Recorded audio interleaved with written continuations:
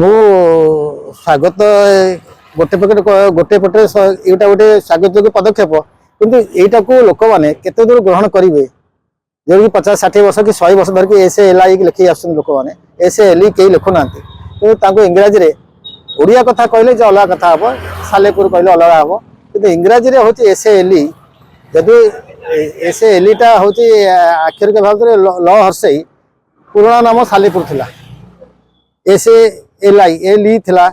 लोक आग Eli PR लिखुते बर्तमान जोटा है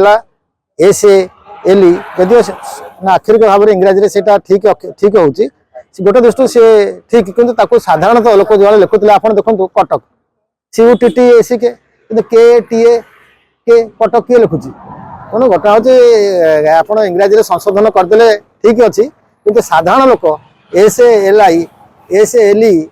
लिखे कि जदि SALI समस्त लिखे ये स्वागत कथा जदि SALI न लिखिकी SALI लिखे कौन बारण कराबो ना से भूल कह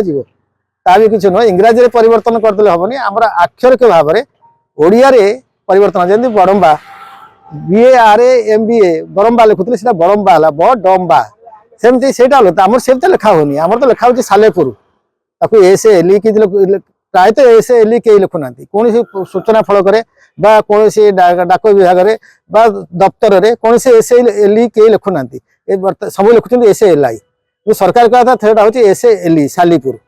आम भी चाहूँ से प्रकृत सालीपुर SALI सालीपुर हवा कथा किंतु अक्षर के भाव में साली धान जो होता साली तेणु से सालीपुर हवा कथा SALI हवा कथा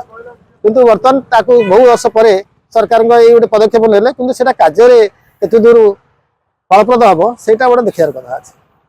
वास्तव पक्षर विलंब भी सरकार जो पदक्षेप नहीं आम स्वागत करुचु प्रकृत में यह अंचल हूँ सालीपुर बा सालीपुर एवं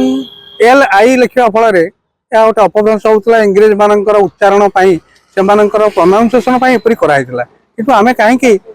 से सब कथा को मन पकड़ा तेणु आम आमर ओडिया अस्मितार बजाय रखापी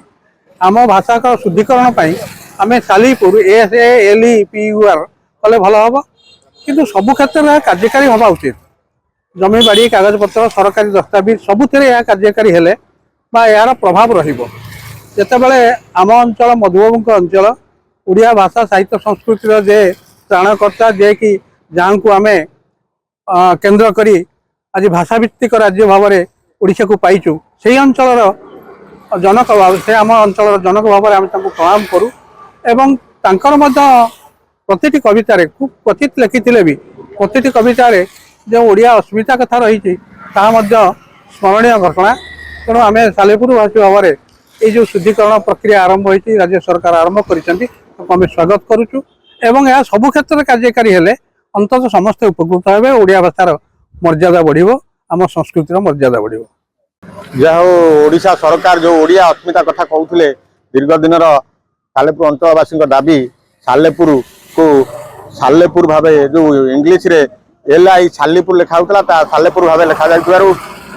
ओडिया भाषा गुरुत्व बढ़ी तेणु ए घटना को मुझे स्वागत करूँ।